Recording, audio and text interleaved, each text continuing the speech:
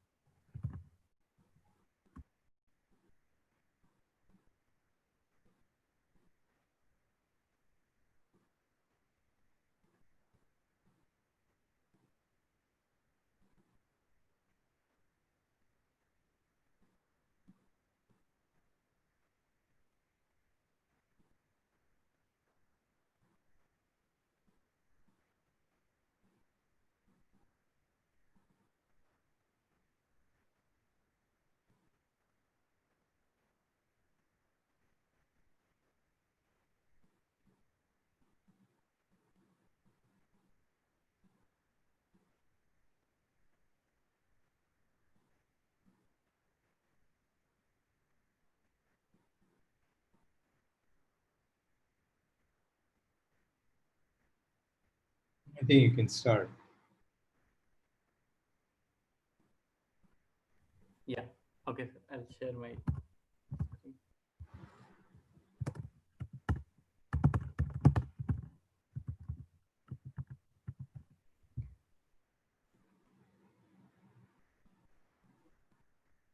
Yeah, hi everyone. So in the last class we were looking at some of these some of these examples where we took a network, we tried to specify the correctness property, and then one way to verify this using Z3. So in fact we had looked at a very small example of this earlier when we had this TOI example for which there was a Z3 code. And then we could verify some very trivial properties on that code, which included properties like, does there exist an input for which the output will be in this range, or does the output always equal the input, and such things. Okay, so what we did in the last class was this example that Hitarth had, which was about training a network to recognize shapes. There is some chat. Oh yeah, sorry. So training a network to yeah, I've not shared my screen yet. Yeah, so I'll be sharing it. Yeah, so so the example that we did in the last class was where Hitath showed that if you took that old network that he had created of training of learning to predict shapes, whether it's a square or a cup or an L, and then he tried to write these properties and the entire network in the form of constraints, and he showed that it is possible to now ask the solver this question, that does there exist an input where where some of the cells in the outer boundary of the shape are black, but the network still predicts it as a square. And this is what he was presenting. I have a slightly different example today, which is what we will start with, and then we will go over that shape example once again today. Last time, perhaps it was rust, and you may have some questions or some doubts, so we'll go over that example again.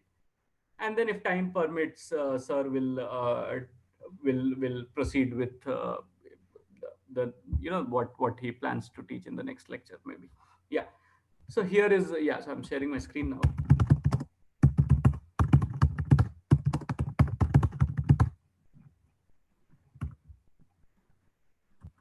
Yeah, I want to add that both Madhukar and Hitar will be showing two different examples, but they've used their own approach for basically, they are modeling and they're deriving the constraints to model the network and also the properties. They just use slightly different approaches that I thought would be instructive for you to look at both of them and contrast the two things. Yeah. So can you see my screen? Yes. Should I make the font bigger? No, I think this is big enough. Okay. Yeah. Okay. So yeah. So what? Yeah. So I think I started towards the end of the last class I started showing you this. So what I had here was some code to do the training. Yeah. So here is we'll not go over this code, but here is the code to do the training. Okay, so here, so basically, it's nothing, it's the usual thing that Hitath has told us, except that it is written in Python code. So I have it has encodings of these activation functions, sigmoid and softmax, and there are a few that I had tried myself to test variations of softmax and stuff. Okay. And then there is a backward forward propagation, and then there is a learning module which trains it. Of course, I've tried to keep it modular so that it can it can so it can take so this is sorry, that was an older version. So here is the new version. So I've tried to keep it modular so that it can take these things as inputs. Okay, so for instance, when you run this, which is what I've been doing right now, it'll ask you for the number of input neurons. So remember, what are we trying to do? We are trying to train a network to predict whether a given n-bit number is prime or composite. Okay, this is what we are trying to do. So the number of input neurons is the number of bits. What is the n? So you can take an 8-bit number, a 16-bit number, whatever. Any number of bits. You can take a 10-bit number. Okay. So let's say we take an 8-bit number here. You could very well have 16 here. Okay, so it doesn't matter. The code will work as it is. Okay, so and the number of hidden layers. So I'm taking one hidden layer here and 5 neurons in that hidden layer. Okay. And there are two output neurons, one to tell whether it is prime and the other one to tell whether it is composite. Okay. What I have is, if you recollect some of our discussion, that we had with when we were looking at this chapter. So there was some discussion on using this for classification, and what makes, one of the activation functions that make this classification task easier for you by converting these output values into probabilities is the softmax function. So in fact, I've used softmax here, and it gives me the probability, of course. So this is how things work. So there are two output neurons, and suppose, since I've taken 8-bit numbers, so there are 255, from 0 to 255. So there are 256 numbers. Suppose I'm training them on 150 of them. So it will randomly shuffle all the 256 and take some 150 of them as the training data. Okay. So when you do this, it learns, yeah. So this one, after training, it asks whether you want to test something or not. Right now, we don't want to test anything. So I'll enter 0 and it will terminate. Okay. So when it has terminated, what it has given us is the weights and biases of the network that has been learned. Okay. So this is the weights and biases of the network that has been learned. Okay. It prints it in this file called parameters.txt. So, which is exactly this. This is all that is there. So this is the weight of all the edges going from the first layer to the second layer. This is the biases of all the 5 neurons in the hidden layer. Then this is the weight of all the edges going from the hidden layer to the output layer, and these are the biases that you have in the output layer. Okay. So the biases are easy to, the biases are 1 per neuron. So it's easy to understand. The weights are interpreted like this. So remember that, that we had 8 input neurons and there were 5 hidden layers. There were 5 neurons in the hidden layer. So you have so basically, so this matrix is to be read like this. So here you can see that, each row here has 8 weights. Okay. And there are 5 rows in all. Okay. So the first row corresponds to the weights of all the edges that come to the first neuron of the hidden layer. Okay. The second row corresponds to the weights of all the edges that come to the second neuron of the hidden layer. Okay. The third row corresponds to the weights of all the edges that come to the third neuron of the hidden layer. Okay. This is how it is to be read. Okay. And what are these 8 weights? So the 8 weights are, so basically, the weight from all the neurons in the first layer to the first neuron. So these are the weights of all the neurons in the first layer to the first neuron in the hidden layer, the second layer. Okay. So for instance, what is the weight of the edge going from the third neuron in the input layer to the first neuron in the hidden layer? So this weight is this minus 1.23634. Okay. So this is how this has to be read. So after this is trained, you could have given a bigger thing, and after this is trained, not run it, and perhaps it's not a good idea to do it. So can you go back to the thing? So the second one was for the output layer, I guess. Correct. So this is the second one is for the is all the edges is the weights on the edges going from the hidden to the output. Okay. So for instance, this is the weight going from the first hidden neuron to the first output neuron. This is the weight going from the second hidden neuron to the first output neuron. This is from the third hidden neuron to the first output neuron. Similarly, this is from the second hidden neuron to the second output neuron. Okay. And the biases, of course, are layer by layer. So these are the biases for the 5 hidden neurons, and these are the biases for the 2 output neurons. Okay. So this is how it looks like. Okay.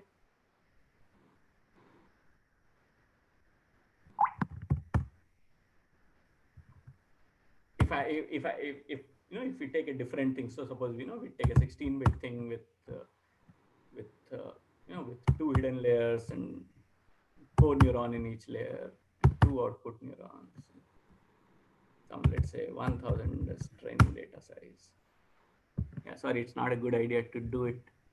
Should either be positive or smaller. Yeah,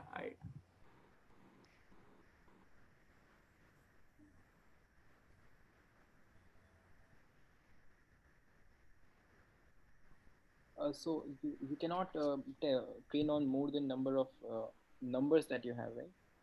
Maybe you okay. Maybe the 16 is not going inside that.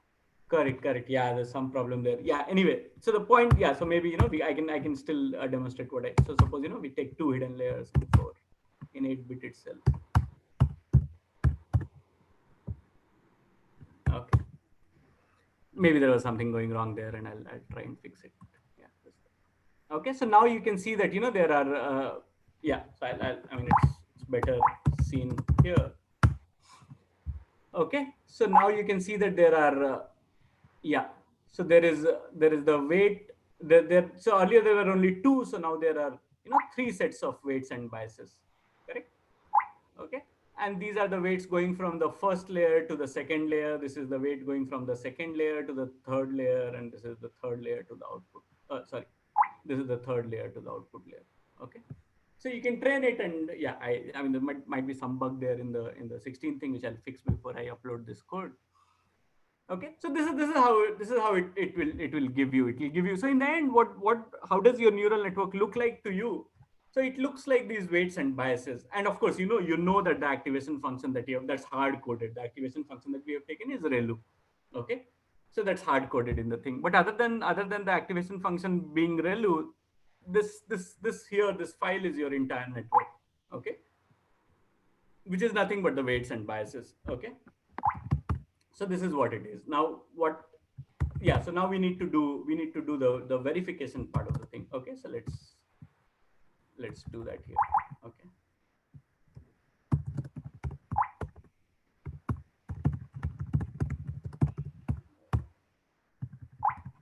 yeah, so here is, yeah, so I've written a Python script to, this is mostly for demonstration purposes. When you write this code, perhaps you will have your own way of writing, which will be which will be more compact, perhaps, but this is how I have written it. Okay, so these are the weights and biases that I've simply copied from that file. Okay, one can write you can go and read it automatically from there, but I've simply copied, for now I've simply copied from there to this file. Okay, so you have all the weights here and the biases of the first between the biases of the first hidden layer, and then the weights between the hidden layer and the output layer, and then the biases of the output layer. Okay, and here is an array which I have defined, which tells how many neurons I have in each layer. So I have 8 input neurons, 5 hidden neurons, and 2 output neurons. Okay, so now what is it? We have seen the toy Z3 example, right? So what is it that we are trying to do? We are trying to come up with the constraints. And what are the constraints that we have? So one by one we have to we have to uh, we have to uh, we have to encode this constraint that so we have to go on computing the value of every neuron one by one till we are able to compute the value of the output neuron. Once we are able to compute the value of the output neuron, we will write our precondition on the input neurons, post condition on the output neuron, and we will try to see whether the whole thing is satisfiable or not. Okay, so this is what I'm trying to do in this code. I'm going to be adding constraints one by one. Once I've added all the constraints, I will add the precondition, the post condition, and then try to check whether there's, there is a satisfiable solution or not. Okay. So I have two functions here in Z3, which I have used to specify my constraints. So what are the two functions? The functions are, one function is called prop, which is nothing but the propagated value. So by propagated value, I mean that when you take the weights, multiply the weights with the corresponding values in the previous layer, and then add your bias. Okay, so that's the propagated value. And act is the other function that I have used, which is activation applied on the propagated value. So this is the semantics tells us this, right? So you take all this, you take the wi xi plus the bias bi. So you compute this sum, this this linear transformation. So you compute this thing and then you apply Madhukar, this. Yeah, sorry. just one small point. Maybe this was already mentioned by Hitat, but can you just make a comment about what optimize is, or if you choose to do it later on, that's okay. So, So ignore this one for now. You see there's something called z3.optimize here, which you should ignore for now. Yeah, think of this S as a solver instance, the Z3 solver instance. We'll come to optimize later. Okay. So I'm just trying to use a solver to do my solving. So therefore, so you can look at the commented code, right? So there's Z3.solver. So assume that, I'm trying to create an instance of a solver to which I will give all the constraints and I will ask for a solution. Okay. I'll come to optimize later. Okay, so what I have in this code is two functions, right? So one to compute the propagated values, right? So you have your so if you're trying to compute the value of any neuron in any given layer, then what do you need? You need the values of all the neurons in the previous layer and then the weights of all the edges coming from the previous layer to this neuron, the bias of this particular neuron, and then the activation function applied on top of this computation, right? So I've just separated these two. So the prop will take all the weights and multiply with the previous layer's values, and it will add the bias. Okay. Act will take the act will take a corresponding prop and apply a ReLU on top of it. Okay. So in fact, this is what I've written here. Okay. So prop of ij is v, which means that, v is the propagated value from the previous layer multiplied by weights and bias is added. Okay. Okay. And what do I mean by I comma j? This means that, I'm trying to compute the value for the jth neuron in the ith layer. Okay. So this gives me a way to talk about every neuron. This prop function gives me a way to talk about every neuron in the network. I can pick any layer, and I can pick any layer and any neuron in that layer, and I can talk about that one. Okay. Act of ij is also it's nothing but prop, except that when prop is negative, it is 0. Okay. So act of ij is nothing but ReLU applied on prop. Okay. So this is what it is. So I've used these two functions to specify my constraints. I have a bunch of constraints, or I want to write a bunch of constraints, and I've specified these two functions to write my constraints. I mean, of course, if you think about it, perhaps these two functions are not needed. You could do it in one, right? So you could apply ReLU on the entire multiplication, weights, and biases. You could do it in one. But I've just tried to keep them separate so that, it's easier to look at the constraints and understand what's happening. Okay, so that's why I've kept them separate. Okay, so now here is the constraints that I add layer by layer. Okay, so what are my constraints on the input layer?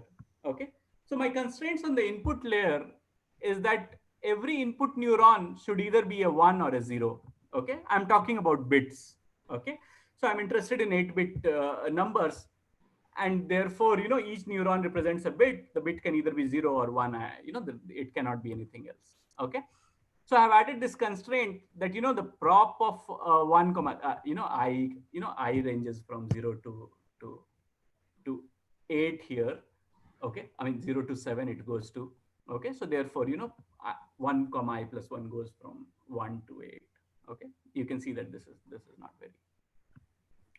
Yeah, it's not very is it necessary to add this to Z3? I don't know what the sort type that you use. You used int sort. That's why you had to specify 0 or 1. Correct. No. Okay. So here I didn't use int sort. So here of course I used real sort. So that's why I had to specify a 0 or that's the output. Okay. Okay. The value is a real number. So therefore I had to say, I could have said that the value is a Boolean. Yeah. Okay. And then I would not have to specify this constraint. But remember that, whenever I had to multiply, I would have had to say that, if the Boolean is true, then multiply by 1, otherwise. Yeah. So that's when you have real sorting, but as we use it, yes. Yeah, so therefore I've used real sort. You could have used bool sort, but then, while multiplying, because, you want to treat them as real numbers when you're multiplying. So while multiplying, you would have had to convert from bool to real. Anyway. Yeah, so this is the constraint. This is the first layer constraint that I have, which is the input layer constraint, which says that every neuron should either be a 0 or a 1. And there is no activation function on the input layer. Okay, so what I've said here is that the act is nothing but the prop. Okay, it doesn't matter whether it is 0 or 1. You simply take its value. Don't try to apply ReLU or anything on that. Just don't do anything. Simply take the value that is there, and that is your final value. Okay. What do I do in the second layer? In the second layer, I take the value of every neuron in the previous layer, the weight from that neuron to the one which I am calculating. Okay, I multiply these two. I take the sum for every neuron in the previous layer. Okay, and then I add the bias. Okay, which gives me the prop. Okay, which gives me the propagated value. So I'm not doing anything. You can see that the only thing that I'm doing is I'm taking the product of the previous layer values into the weights of the edges, and then I'm adding the bias. Okay, which is all very simple, right? Where do these weights and biases come from? Remember that I've copied these weights and biases from the network that was trained.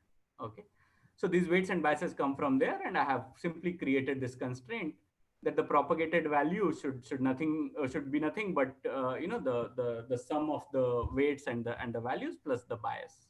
Okay, and here I have applied the activation function. So I've added another constraint which says that whenever you are talking about the activated value or the actual value, or it should be prop only if it is bigger than 0. If it is not bigger than 0, it should be 0. Okay, so this is an if then else constraint. Okay, this is how it is written in Z3. Okay, Python allows you to say things like sum and if, okay, to make life convenient for you. Internally, Z3 does the expansion for you. Okay, as we will see in a moment. Okay, in the third thing, what am I doing in the third layer? What am I doing? I'm simply once again I'm calculating the bias plus the weight times the values. Okay, so I'm calculating this propagated values.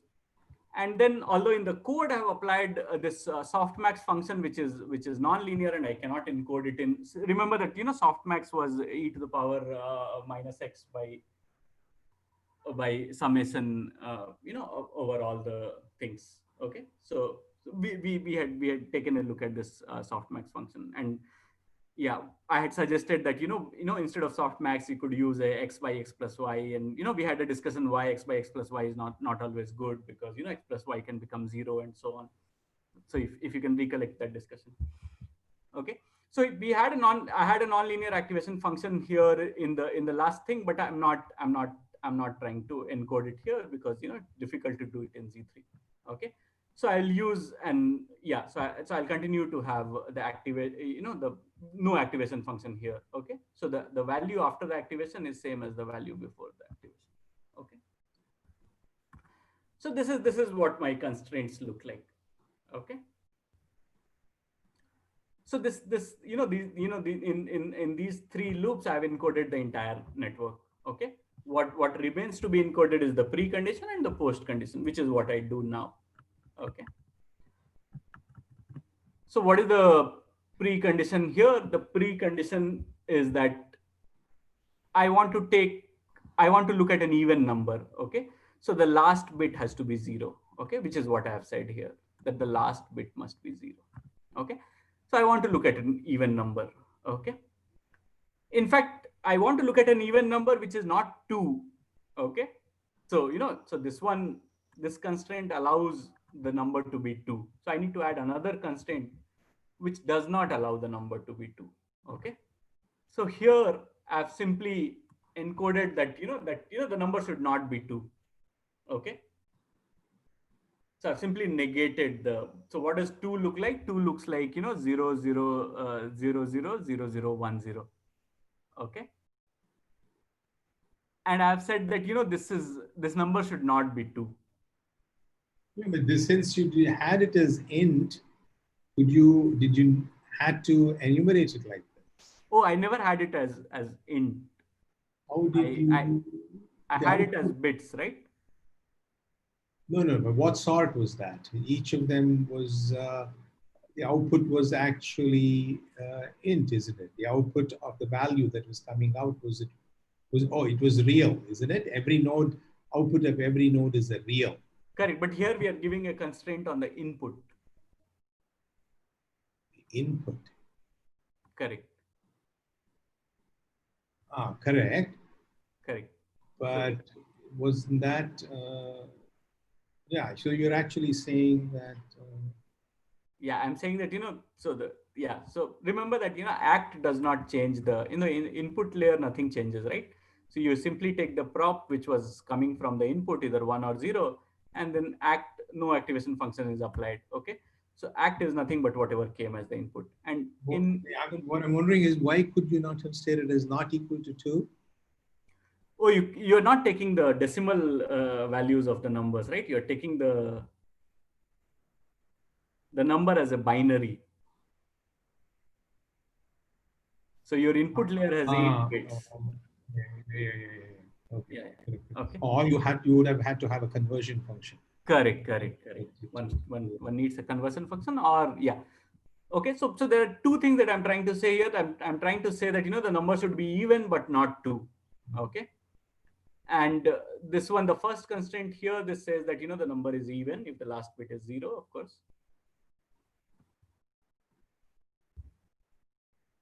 This one here says that the number is not 2. Okay. You can see that because this 1,8 is already decided. It can only be 0. So I'm saying that and now either 1,7 is 0, which will distinguish it from being 2, or all the or at least one of the other ones are 1, which will again distinguish it from being 2. Okay, this is what I'm saying. Okay. So what happens in the output? Of course, I mean, normally, to tell what is the probability of a number being prime or composite, I apply a softmax function, but forget about that. Even without the softmax function, I expect the output in the first neuron to be bigger if the number is composite. I expect the output in the second neuron to be bigger if the number is a prime. Okay. So the first value is bigger for composite, the second value is bigger for prime. Okay. So what am I saying here really? So I'm saying that the number is a prime. Okay. So what is so in terms of the property, what am I asking? I'm asking that does there exist a number which is even but not 2, which the network predicts as prime? Okay, this is the question that I'm asking. Does there exist a number which is even but not 2 and is still predicted as prime? Okay, this is what we are asking the network. Okay.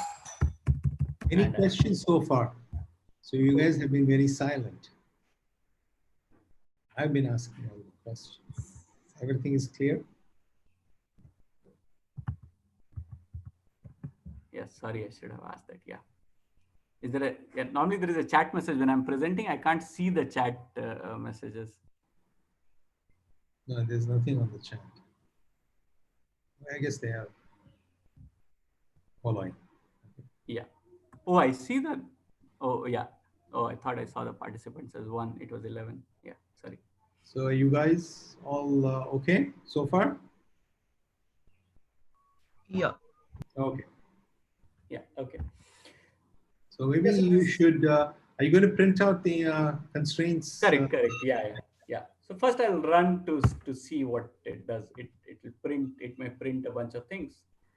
But in the end, what's important is that it prints unsat. So for, so what does this unsat mean? This unsat means that, it could not find an 8-bit number which is even, not 2, and the network predicts it as prime. Okay. So this is what this unset means, but we'll get to the discussion later. So let's go over the constraints. So this is what the constraints, so I just printed the entire constraints. So if you notice in this, so whenever you add, see, remember that, how am I adding this constraint to the solver? Using this as dot add. So once you have added all the constraints to the solver, you can simply print the solver. Okay. You can either print it on the command prompt, or you can print it to a file like how I've printed here.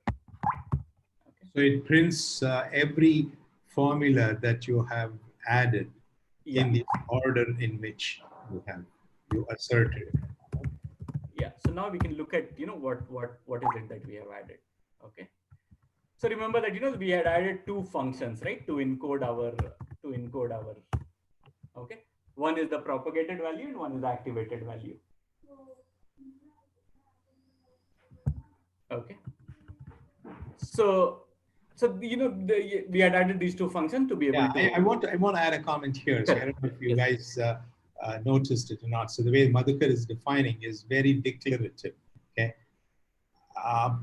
He is just declaring these two functions as uninterpreted functions, and then kind of defining them by actually constraining them. Okay. As to what they return. I mean, yeah, constraining their input-output behavior. The input-output behavior of those things are expressed, characterized through these constraints, okay, which is different than actually defining it as a function, okay, which is another style, okay. So here, yes, okay. So I wanted to contrast that, okay. Yeah.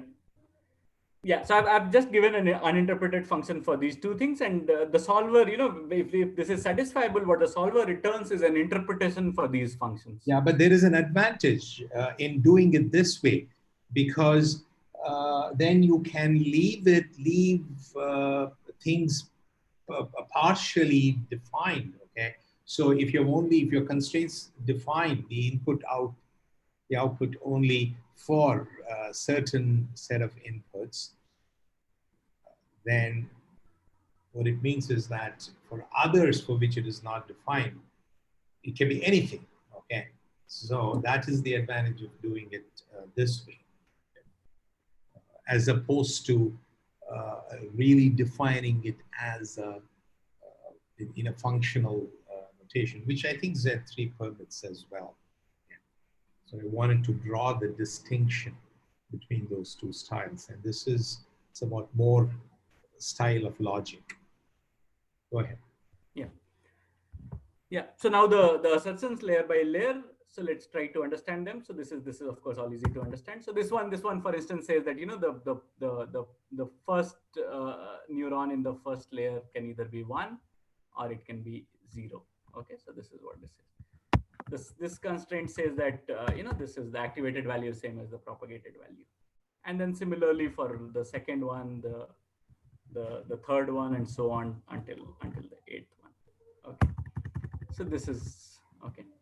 So then what do we do? Then we propagate. Then we add the constraints for the next layer. Okay. So here is the first constraint for the next layer. What does it say? It says that So I'm trying to compute the multiplication, right? So you're multiplying the previous layer's values by the weights of the edges and adding the bias here, right? So this is the addition of the bias. So I've simply added the bias here. Okay. And what do I add the bias to? I add the bias to this sum of products. Okay.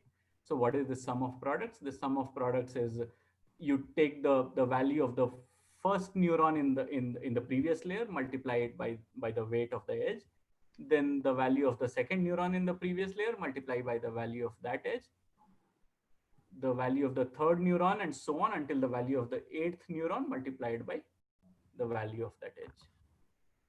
Okay, so these are the on the right you see the values of the weights of the edges, and on the left are the values of the previous layers neurons. Okay, and to this multiplication, to this sum of multiplication, you add the bias, okay, which gives you the propagated value. Of course, this is just this is just half of the thing. The final value you get by telling that, if the propagated value is greater than 0, then you continue to keep the propagated value. If it is not bigger than 0, you keep 0. Okay, so this is the ITE expression which is generated. Remember that in the code we had this if, which is provided by Python. Python tells you that, you can simply write the if. While converting it to constraints, we will do the conversion for you.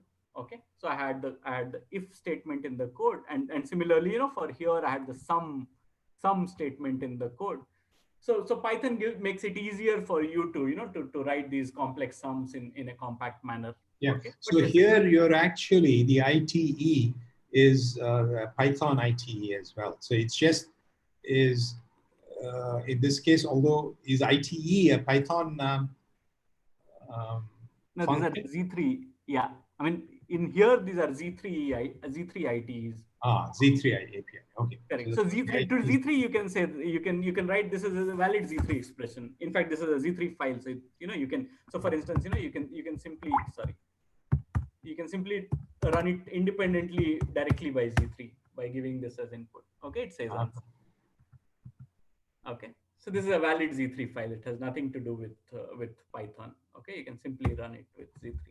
Okay, yeah. Anyway, yeah. So what I was saying that these ITE are valid Z3 expressions.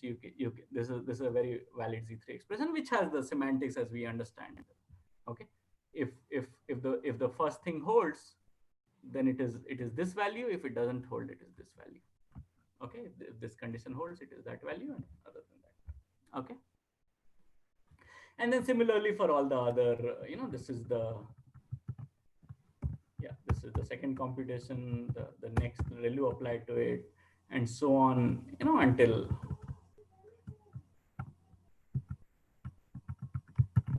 you have, okay, until you have the third one. Okay, the third layer. Notice that in the third layer, we are not applying ReLU, because it's not in the code. I have actually applied a sigmoid function, but we are approximating it here. We are simply saying that I'm willing to take the value as it is. So there's no ReLU, there's no IT expression here, as you can see. Okay, and then nothing but the precondition and the post condition. So the first precondition said that the last bit should be 0. The second precondition said that it should differ from the binary encoding of 2, which means that don't give me 2 as the thing, as the prime number, and okay, and then this checks act. Okay, and then this is the post condition, which says that I'm looking for a value where it says a prime with more confidence as opposed to composite, and I want to see if it is possible. Okay, and as you can, as we had just run, it is not possible. In fact, it's not that I've simply tried to change a few things and show that it is.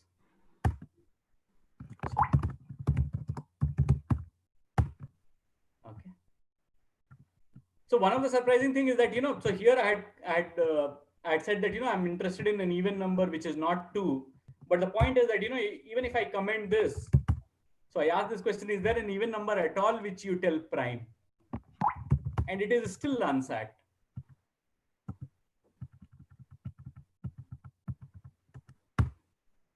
Okay. And the reason for that is that, when the network learns, it doesn't even qualify 2 as prime. Somehow it learns that, and you can see that,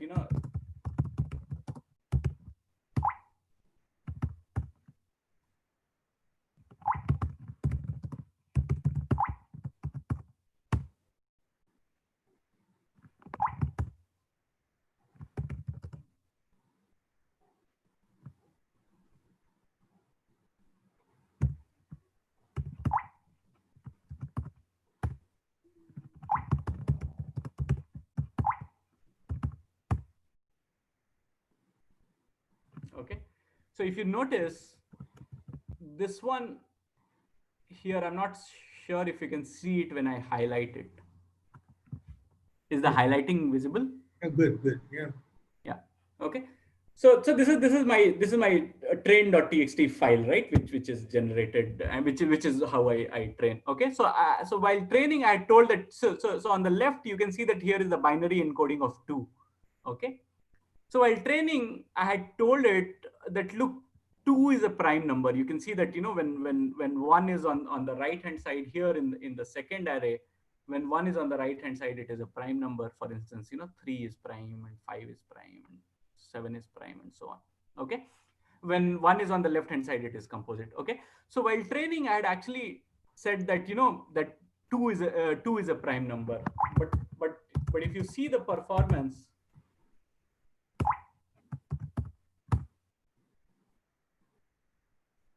okay, it somehow learns that it is composite. Okay, the weight of the first one is way more than the weight of the second one. Okay, yeah, so this is what I meant, that that it learns that it is composite. It's not that it's uniformly learning that everything is composite. There are things that it learns as prime and so on. So it's not true that it's learning everything as composite. Okay, but somehow it learns that this is 2 is a composite number. So it's not able to learn it properly. But we're not worried about the learning capabilities of this neural network. We are worried about our capabilities to verify a given network. Okay, so of course I'll give this network, you can play with it. One last thing which I wanted to show here is that it's not that it is uniformly giving unsat for everything. For instance, you can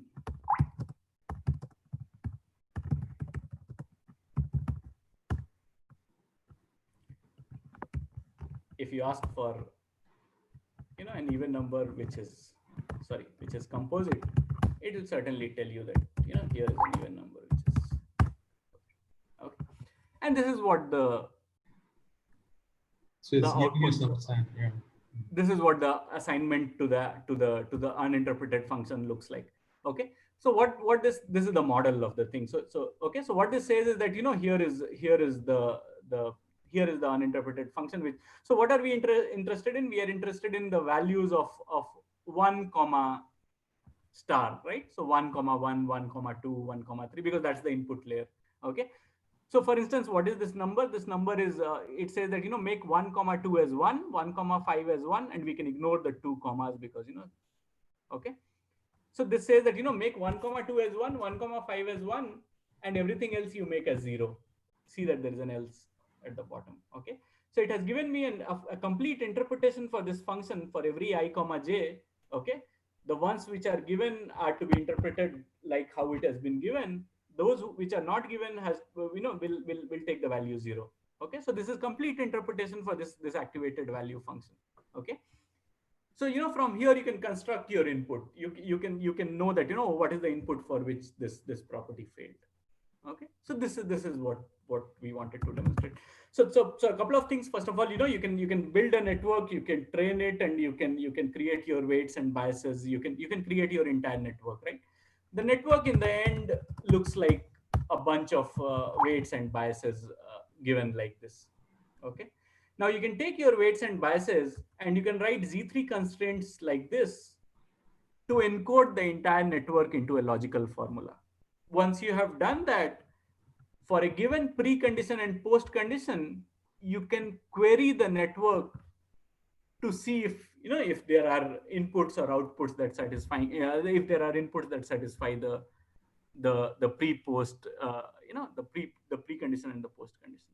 So this is what we wanted to do, and this is what I mean. Of course, primality is not the best example to be done using neural network training. But what I wanted to show is that, look, no matter what neural network you have, no matter what it is trying to do, you can still specify certain properties and test them. May not be entire correctness property. So here, for instance, we are not checking the entire primality property, but it is still possible to write down a few properties and test them formally, verify them formally. Okay. So this is we'll come back to after Muksit finishes his thing. Sorry, Muksit, I'm saying after Hitarth finishes his thing, we'll come back to. We may come back to an example or an exercise that we are thinking to give you maybe Hitat can tell about it more, or or I'll tell you about it. Yeah, Hitat, over to you. Hitat, you still want me to go first? Yeah, please, you go. Okay. So Hitat is still to be ready. So I'm also not fully prepared today, but what I wanted to do today was to just give you, yeah. So, sir, should I tell about the kind of exercise that we are thinking, or should I? Yeah, I think you can. Yeah, please go describe. I was going to do that, but go ahead. Yeah, that will be a good thing. So the next assignment we are the next assignment. Yeah, so we're going to talk about. That Madhukar is talking about. This, yeah. So suppose, so I'll just give you a brief description of what we will try to do. So we know the tic-tac-toe game, right? So you have zeros and x's, and then you try to place in some ways so that there's some. So you guys, you and Hitat have already decided on the problems, huh? No, we have discussed this one, and we feel that it will be an interesting exercise. So just, even if we don't give this as an assignment, it's something that they can try out. Okay. Yeah. In any case, the full description, the formal assignment will be. We're planning to put it out. Oh yeah, we'll certainly. This is not. This is only an informal. Description of. This is not to be treated as an. Just to give them a heads up. Correct. We will decide by the end of the week. No? Yeah, certainly. Yeah. So I'm just trying to give you a different idea. So Hitat told us that day that look, you can train a network to identify shapes, and then you can ask this question. Today we saw that you can train a network to do primality, guess whether a number is a prime or composite, and you can ask some question. And this is a third kind of a thing. So we'll do a third thing here today. Okay. So what is it that we are trying to do? Okay, so you have this, we know this tic-tac-toe game, right? So you have x's and zeros, and you can, so if you are able to get it in a horizontal line or across a diagonal, you win, right? Okay, and something like that, and whatever. So you get the idea, right? So we know the game of tic-tac-toe. Okay. So the task that we are thinking of, or one of the interesting things to do here in this space would be to do the following. Okay. So suppose you are given a configuration. Okay. So suppose you are given a configuration which is some number of x's and zeros, right? Now you can train a network to tell you the next move. Let's say the network always tells the next move for 0. Okay. Okay. So you're given a configuration accordingly, right? So you're given a configuration which has, some partial configuration. Is that correct? Yeah. Configuration with x 0 and empty space. Correct. So you're given a partial configuration, and suppose you have trained a network to tell you the next move. Okay. So let's try to understand how you can train a network to tell you the next move. Okay. So you can start with the partial configuration, right? So you can give a partial configuration. Okay.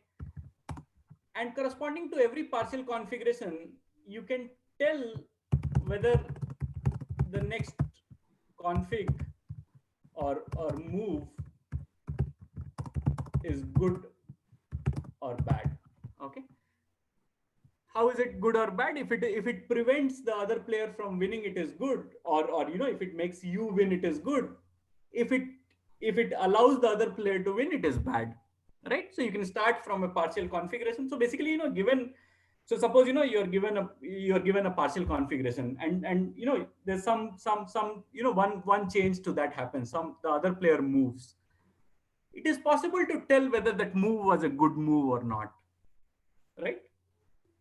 In fact, you can do this. You can do this using an SMT solver. Okay. a move is good if it allows, if it disallows the opponent from winning, correct? Okay, and bad otherwise. Okay, or bad if it allows. Okay, so this is you know, so you can take a partial configuration and you can train a network to give you a good move. Okay, how will this training happen? The training will require test data. How will you generate test data? You can generate test data using an SMT solver. Okay, so you can encode the current position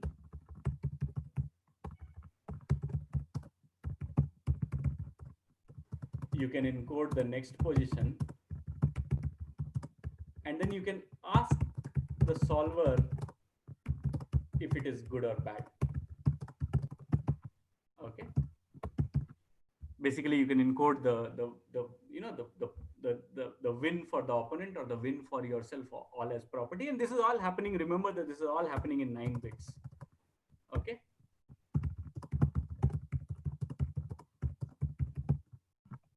correct?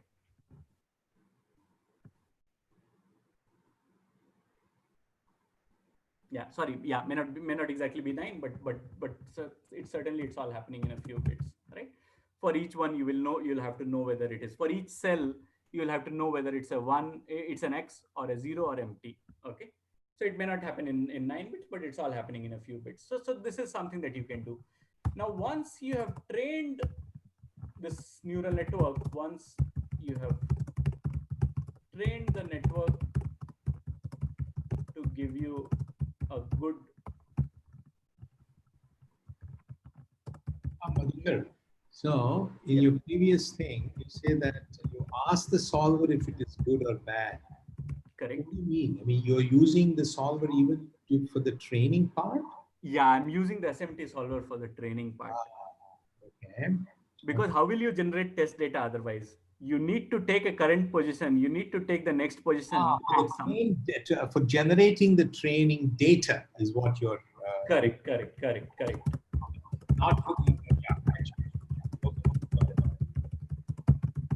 Correct, because you don't want to sit and look at all the moves and you say, oh no, this is a good move, this is a bad move. Yes. Yeah. The winning property can be fully encoded in logic, right? So why not use an SMT solver itself to generate the training data? This is an interesting exercise in itself.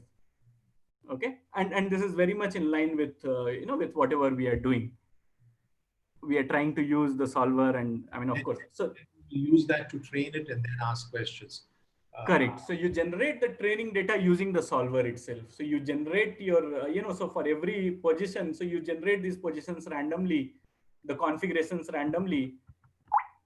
Yeah, you generate your configurations randomly, and then make sure that the next configuration is only one step away from the current configuration.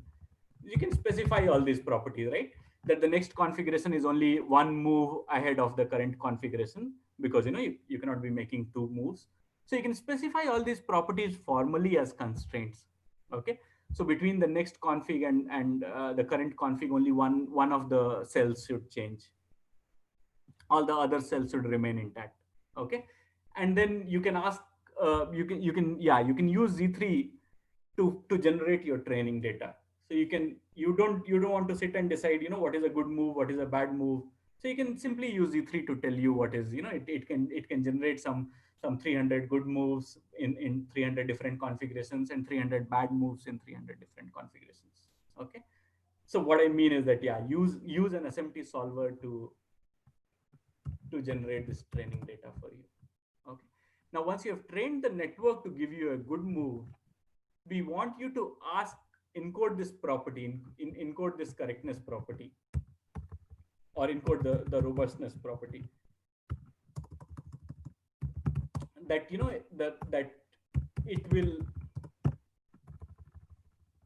that the network will always prevent the opponent from winning in the next move. Okay. So I want to encode this property then that, I took a configuration as input, the network gave me a move. Okay. Now, if I play the move that the network gave me, the opponent should simply not be able to win in one move from there. Okay. This is the property that I want to say. And I want to ask if it is possible to violate this thing. Okay. If it is possible to violate this thing, what will the solver tell you? The solver will give you, if this is violated, the solver will give you a configuration from where the network will tell you to make some move which will end in a losing position. Whatever, you get the idea, right? So this is what we want to. So this is the exercise that we want to give you. Okay, we want to do this exercise. So this is what we will be doing. So of course, when we send out this assignment, or whether it will be assignment, whether it will be graded, not graded, something that we will decide. But the point is that we still want you to do this exercise because it will help you understand. It will help you use the solver independently for training, and then it will help you specify the property and verify. Okay, and this will be a slightly different from exercise from what you have seen, either the shape thing or the primality thing that we saw today. So this is what we have in mind. Yeah. Sorry, sir, I took some of your time, but this. I'm actually, yeah. Okay, so this is the exercise that we want. So if you have any questions, or if any part of it is not clear, you can tell us right now. Or if you're not sure, how you will do some part of this, we can tell you, how we can use our current examples and show how a corresponding thing has been done in our examples. Okay, you saved this description, so maybe you can. Yeah, I can build on this later. Yeah, use that to make the problem, and maybe they can. So I just wanted you to. I just wanted to show that, look, what is, what different exercises that we can do from here. Okay, and this is one possible thing. And all this will, we'll do more of this and in more elaborate ways and something on top of all this for the project. But these exercises will prepare you to do the project well. Okay.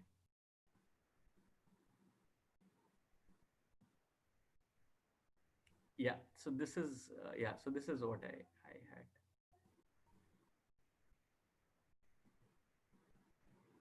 Okay.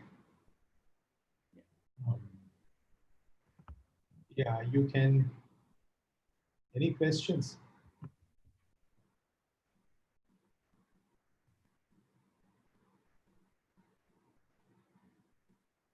Yeah, if you have any questions or any doubts, or if you think we are going, if things are not clear, or if we are going too fast, or you can let us know, because once we move ahead from here, we'll be doing more complicated, more complex things. I mean, it will not be difficult. I just want to give see, some of you, if you're wondering, of course, you have the schedule for the course. Okay, this class and maybe next after next class, I will be getting into the inner details of SMT solvers. Okay, we wanted to cover as much of the application that we are trying to use SMT solvers for, and how you would use an SMT solver modeling and actually doing verification right up front, so that we can have a discussion of then we will make and our plan is to make once we make some topics possible topics for projects, we can simultaneously, as I'm covering the inner details of SMT, which will be more logic, somewhat more logic oriented. We could also be discussing and defining your projects, okay? And I want the projects for each of you, with your help and with your participation, to be defined. You know, we were hoping by the end of September, but maybe now, you know, it gets delayed by a couple of more weeks. But certainly before the end of first week of October or so, to have you know, each of you to have a good idea of what the you know, what your project definition is. So we will define the contours, and we might even make some examples. We are still deliberating on that. Once that is ready, we will present you, you know, those contours, and have you fill in some of your you know, feedback on that. Okay, in defining the contour. So that is the idea. Okay.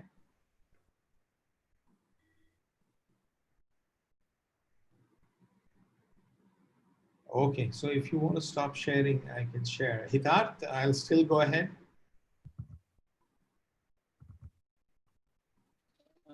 Okay, so there are a few clarifications that I need to present. So I think I'll just present them in a few minutes, and then maybe you take, because then you can start your thing. Okay? Yeah, I don't definitely need to start. If you want, if you can take as much time as you want, okay? Depending upon how much time is left, and I will do, because I can do what I'm. It's finished that example that we were doing, so it's still working. So I mean, it's not working properly. So I'll present the last to present this. There was some confusion with regarding the variable assignment in Python of our Z3. So firstly, this note that when you have x is equal to z3.int, then y is equal to z3.int. Okay, I don't know. Okay, then you said what initially I said z equal to x plus y, and that maybe caused some confusion some people that how it's working. So remember, just let's see this thing. If I print the type of z, okay, and let's see what type of z gives us. So it's telling us that it's of type z3.arithmetic reference. So it means that z is a z3 variable now. But if I set z equal to 4 something, and then I print the type of z, then you see it's class int. Madhukar, so my internet connection is a bit bad. So if I, like my voice is breaking, then let me know, okay? Yeah, so far. Yeah, so z equal to, when you say this print type z, so you see it's when you say z equal to 4, it actually changes to int. So a good way to do this is that maybe because you might get confused when you use these things, and you might actually assign it again. You might say z equal to, let's say something else like 4, 3, or something x plus 2, and then Sahil maybe ask that what it will take. Will it actually take both of them as assertions? No, it won't. As I told you last time, we only take the last one.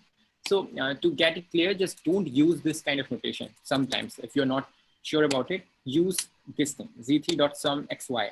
So this will just tell you properly that, okay, this z is now a z3 variable. It's not like like z is assigned a z3 variable type, and you won't get confused. It's just something to save your time. And yeah, I mean, now if you again assign something to z, then of course you will understand that, okay, if I say z3.sum x and 2, then it's changed. So this assertion won't actually play any role.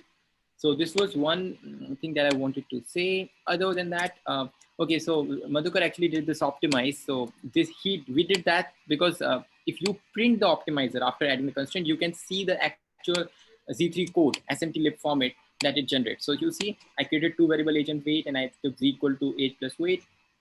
And I'm saying age is greater than 5, and age plus weight is greater than 5, and age is greater than 0, and weight is greater than 0. That is exactly what you see here. So this is just a good way to, like, this is unnecessary, I'm sorry. Yeah, so you just get this thing, and this is like your SMT2 lib format for Z3. So if you're, I mean, I don't know if there's a workaround without using optimize. You can maybe use solver and use some function. We didn't know that, so we just used optimize for that. We are not actually optimizing anything. Okay, this was for the clarification regarding Z3. The other thing before I go to the example that we did last time are these graphs. So many of you plotted these graphs, and these are like, let's say, for the reference and which I plotted, and unfortunately, some of you didn't actually like argue very well about it, why you are observing this thing. So some graph were like testing cost was going below the trading cost.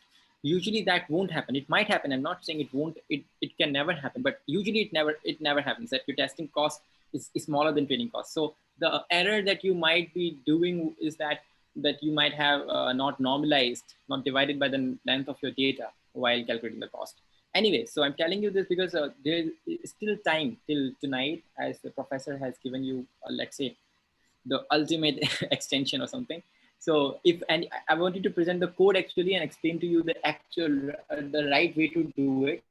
If you have done the right way, but at least let's say a bit concisely but because we have till tonight, so I cannot present that, but I'm showing you the graph at the very least. So this is the graph for when you have this regularization. So you see, so yeah, here some people were confused about overfitting. So overfitting is not just that it goes upward, the tests start to go upward.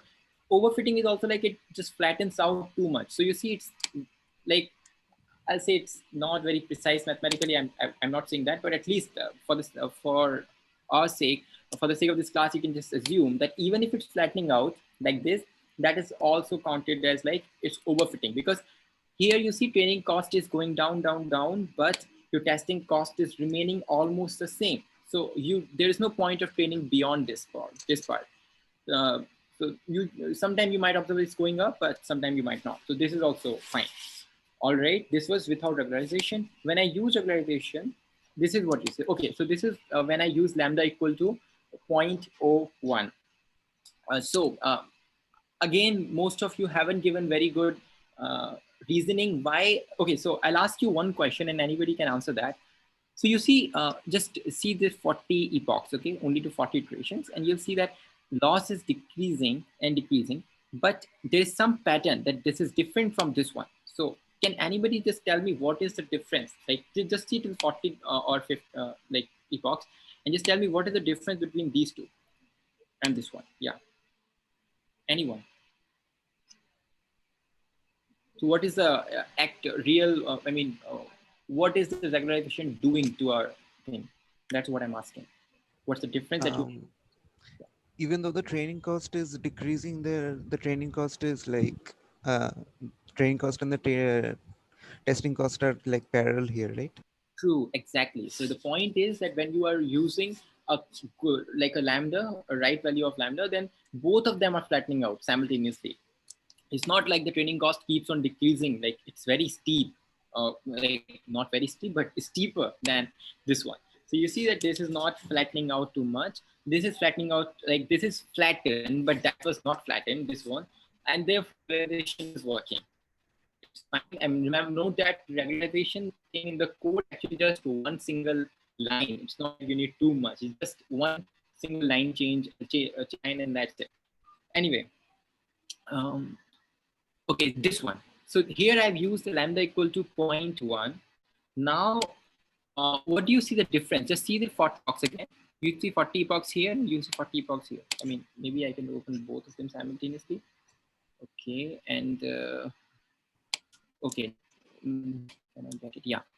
Can you guys see the difference? Okay, I have to open this one. Yeah. Okay, now can anybody tell me between these two? So it's for 0.01 and this is for 0.1. So for lambda equal to 0.1. So what is the difference and what is the reason behind it?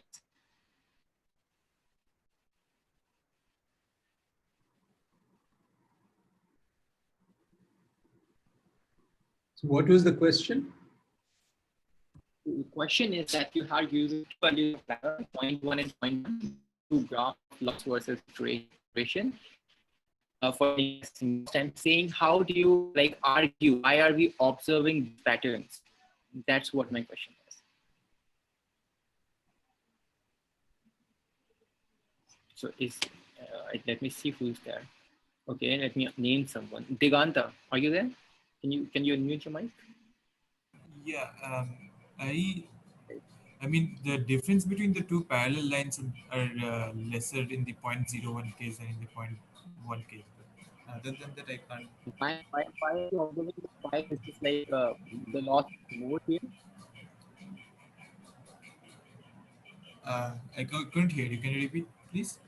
I'm saying, why is the loss like there is more loss here, right? In the for 30 Oh, right. iterations, there's Yes, like yes, yes. I 0.35. see. Yeah, that is also true. Yes, the axes go to different extents there. Yes, so I think that might be because the more regularization is actually slowing down the gradient descent, or introducing some noise or something like that. So the final loss is more than in the 101 case. Exactly. That's what I wanted you guys to realize. That lambda is not like that you just pick a value of lambda, you put a very large value of lambda, and you're done. Overfitting is like you're not going to get overfitting. It's not like that. You have to choose a very proper lambda so that you are not slowing your training process too much, and you are not even getting. So you see the same pattern: flattening of training cost and testing cost both. Testing cost will always be flattened, almost always, but training cost is also flattening. That's a good news. But the problem is that with the respect to iterations, we are getting like a good loss here, like a 0.36 or something. But here you're getting, I mean, like 0.12 or something around that. So it means that too large, we cannot use a very large value of lambda. We have to use an appropriate value. That's why I asked you to play with few values of lambda and see and observe. So some of you didn't mention these observations. I mean, now I don't know if it makes sense to write that out, but still, you should have done that. But it's fine. It's fine anyway.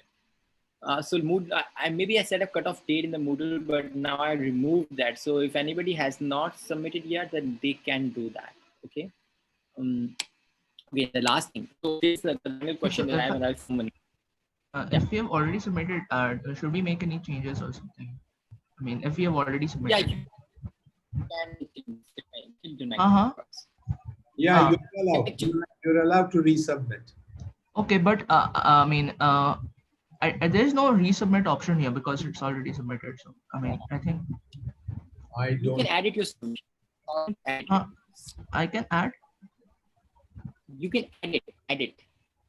No, if you submit finally, then you cannot edit. Only if you submit a draft, then you can edit. Yeah, so you can send it directly to Hitar. Okay. I know a few have submitted draft but have not confirmed submission. They can do, but if you've already submitted formally and you still want to resubmit, then, and if Moodle doesn't allow it, then you will have to submit it to Hitar separately. That's what I would suggest. Hello. Yeah. Yeah. Okay. I think I lost my connection. Okay. So the final question for the shape network. So I plotted these things, and you see that it is the training and testing cost actually almost align with each other. And we are also observing the training cost is less than testing cost is less than training cost, for like very minute, but there is a difference. But okay, so the final question to maybe someone, let me see who is there.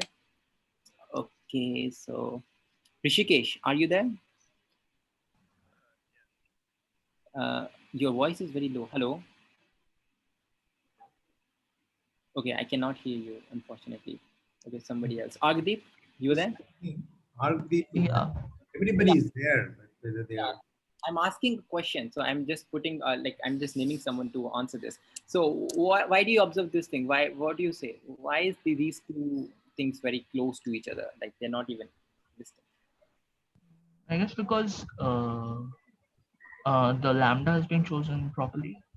No, actually, there's no lambda here. So that's the thing. So the reason for that similarity is that the ShapeNet is such a, let's say, I don't want to say, but it's a so toyish example that the model can learn so well that there is no difference between training and testing. Or remember, the training and testing, both data are like, we just add a random noise to the matrix and create the net data, right? So they're so similar, and there's so much like easy to predict it, that it got almost 100% accuracy, like 99% accuracy actually, after few epochs. And that's why it didn't make sense. Like there will be no difference between these two, and it doesn't even make sense to use lambda here. I mean, you can use lambda, but there's like it doesn't make sense too much to use that. Even the number of testing data is also like 200, which is very less. Okay, again, sorry. The number of testing data is also like 200, which is very less. Yeah, maybe while I plotted this, I didn't actually use 200. Maybe I increased it. So those numbers were arbitrary there. You could have like chosen to change them. It doesn't matter because I told you like it doesn't like would make a difference. But yeah, the point is that it was predicting really good, and that's why you are seeing these things. So because it's a toyish example. Anyway, this is a comment about these graphs that I think you should have, or most of you should have gotten such graphs. Okay. Other than that, I think I was also asked to clear up this example. Okay, this is still working. It's not like this example that I was working on. Okay. Anyway, so I will ask you one thing because we're already out of time. So I presented this ShapeNet example last time, and in which we did all this. I think Madhukar actually explained it in the primary example very, very well, like in detail how you do this. So I don't think there's any doubt about it that what we were doing here. And if you missed something, then I think you should ask any question about it the last time, whatever we did last time, the ShapeNet thing. So if you were, I think you should. What I suggest is you should review. I mean, I can point out one difference that the way Hitat is doing. I mean, let me do it in my words, and Hitat, you can add the thing. So Hitat is at least when he prints out, he is printing out all the constraints, end-to-end constraints in one go. Okay, and there is probably, whereas Madhukar, if you notice that he was doing a bit more modularly. Okay, every layer, the constraints for every node in every layer was separated and asserted separately.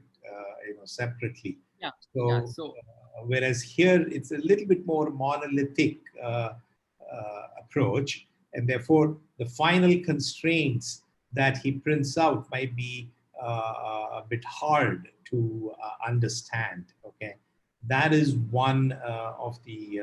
I mean, I don't know. I mean, well, certainly from a readable. I mean, from the point of view of being able to read, your constraints, and then maybe because there could be something going wrong in that step as well. So then, when you do that, that is also a bug in your overall verification procedure. Okay, so then Z3 might be returning some wrong value, but the actual bug may not be, obviously it may not be in your neural net, but rather in the way that you translate it. So readability of the generation process, I mean the correctness of the generation process, which can be debugged only when you're able to read them, is also an important thing. So that is one.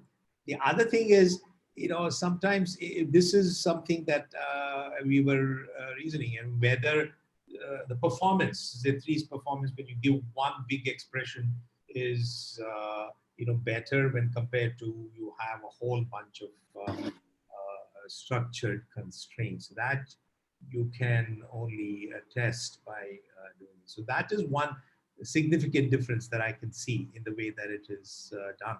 I personally like the layered approach. Okay, yeah. So that is a comment that I wanted to add. That you may want to defend your approach.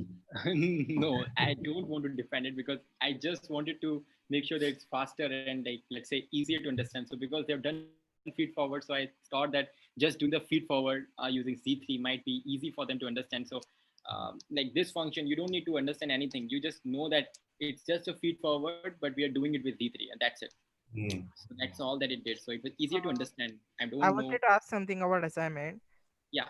So in my case, the graphs were not that smooth as yours. Is that a problem? No, not at all. It's fine. Okay. SGD. I also have another question about the assignment. Yeah. I didn't print the entire graph. I kind of skipped the first very steep part of the graph and then printed from like 20 epochs. Is that okay? And so what happened because of that was in my MNIST curve, I mean, since I could see the curves properly, there generally was no overfitting. Mhm. So, I mean, I didn't mark overfitting because the curves were still reducing even at 100 epochs. Okay. So, I mean, is that okay or should I like try to? It is fine, but remember, as I told you this time, maybe I didn't mention that last time, that even flattening of testing costs like. Yeah. That's what it. Since your graph was had a really smaller scale, and mine is kind of zoomed in because I skipped the early part of the graph. I Alright. can, yeah. So that's why I mean, It's it's fine. still reducing.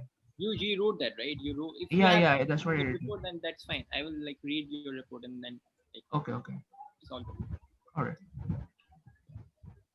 Regarding this thing, so if we like, I don't even think that there could be any issue with this what we were doing here. I think it's pretty like damn obvious that what we are doing here. But anyway, I have like printed here the solver, and you see that this is the Z3 code that it generated, and you see it's like calculating the values of each neuron and it's doing something with them. Like it's almost unreadable, like not like Madhukar. It was very nice.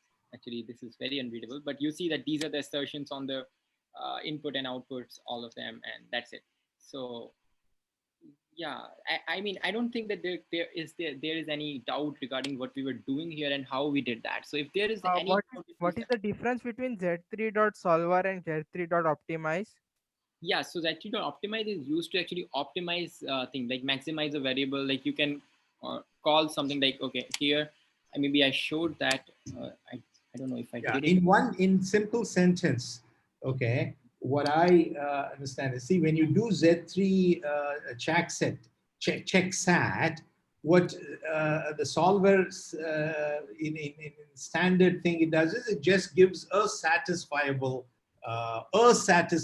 value, whereas here they could be among all the satisfiable models. It tries to select among them some things, a subset where a certain value for a variable in the model is optimized, maximized, or minimized. So go ahead, Shazita.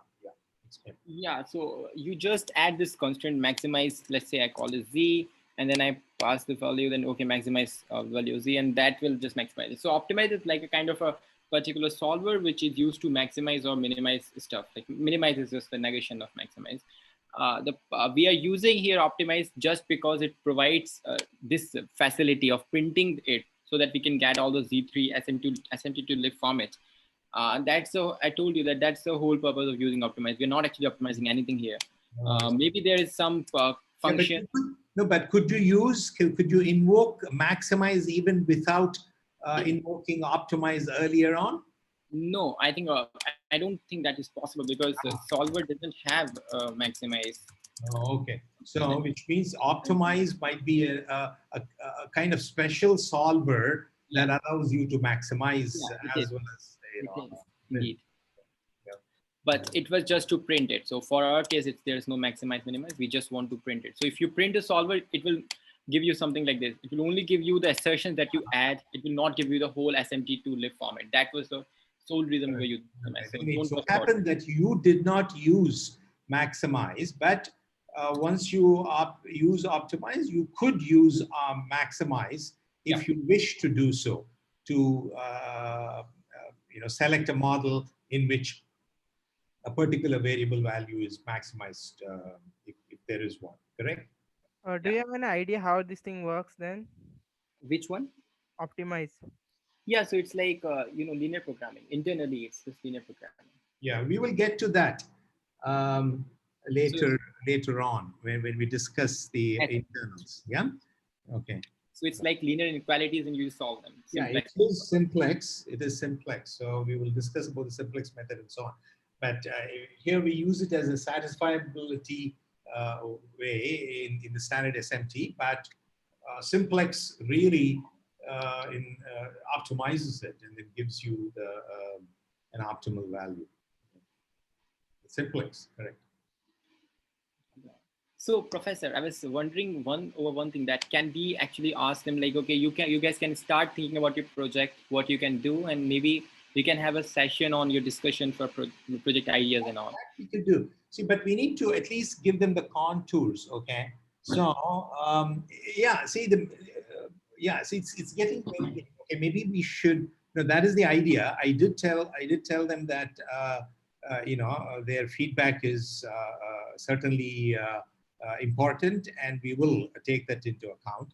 So rather than defining the contours and about the thing, since it's we have gone way beyond.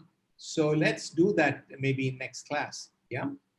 It'd be helpful if you could give us examples on the kind of projects that we can do. Yeah, I mean, so that's what I mean by the contour. Okay. okay. So what exactly, so next class, right in the beginning, we will have a discussion of the kinds of things that we want to have for project. Okay. And, with some areas where you can use your interest and, in innovativeness to fill in the gaps, okay, in defining the projects. So what those things, we will do it next class, okay, because it's getting late and some of the people have, not everyone is there. Yeah, all right. Okay, so I think we can. We will do that so that, you will get an idea. Okay, thank you.